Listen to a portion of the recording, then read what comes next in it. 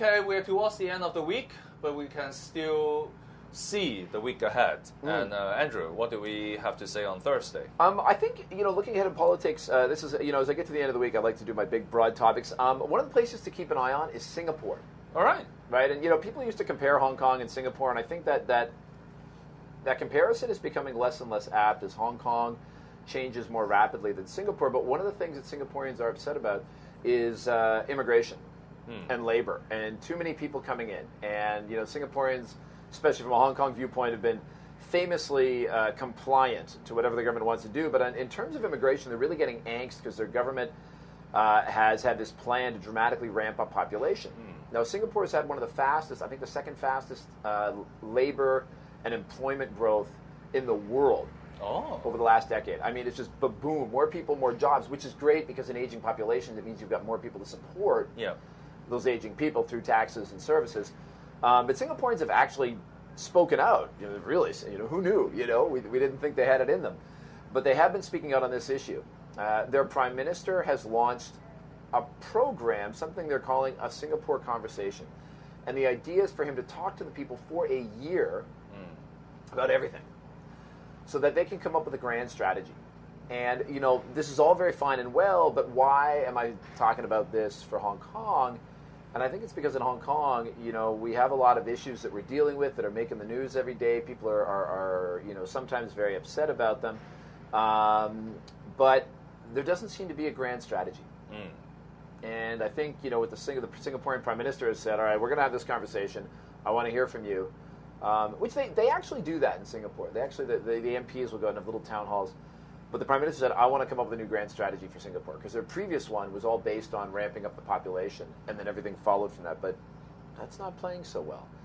So he's going back to the people. Our chief executive, 3 days into his holiday now, maybe he's got time to breathe, to relax, to think a little bit about longer term, and maybe he could start to think about a grand strategy for Hong Kong. I've also heard that the mayor of Seoul in Korea also have some sort of people from all walks of life form a focus group. And directly talked to the mayor in his office. So I think this is the gist of it, right? You have to have real conversation. I mean, the key word is conversation. You have to have real conversation with real people. Absolutely. Not staged conversation in a stage setting. I think that's very important too. Yeah, absolutely. It's this is a big thing. And our chief executive just before he left, he had a conversation, and one of the people that stood up at that conversation was the brother of one of the people who was killed in the Manila bus tragedy, right, which is almost 3 years ago. Tomorrow, looking ahead, is going to be the last day for people to file civil suits in Manila related to that case. So we'll have to be watching tomorrow to see if anybody kind of gets their digs in last minute. They get their lawyers on the job.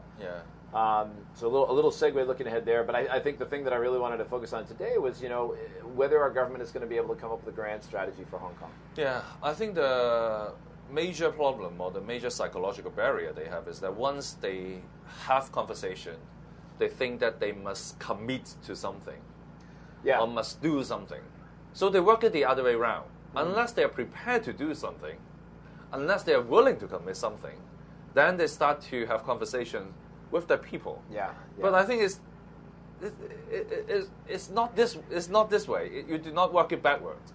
It's that you have the conversation. You explain to people what you can do, and then you pick the best course of action. Yeah, and I think our government probably needs more of that. Even if you try to hide it, if you have a predetermined outcome of a conversation, people can always smell it on you. And they feel it and they resist it.